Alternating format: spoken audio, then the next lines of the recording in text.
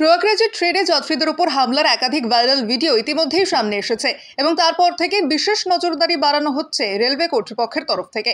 রবিবার ৩৩০টি ট্রেন, ১২.৫ লক্ষ যাত্রী। গতকাল সোমবার মোট ট্রেন ৩৩৪টি, আরোহণকারী যাত্রী ১৪.৪০ লক্ষেরও বেশি। আজ মঙ্গলবার সকাল 10টা পর্যন্ত মোট ট্রেন ৯৩টি, আরোহণ যাত্রী ৪.৭ লক্ষেরও বেশি। নির্ধারিত সব ট্রেন কর্মসূচি অনুযায়ী চলছে। বিশেষ ট্রেন ও পরিকল্পনা অনুযায়ী রিং পরিষেবাগুলি সময়সূচি অনুযায়ী।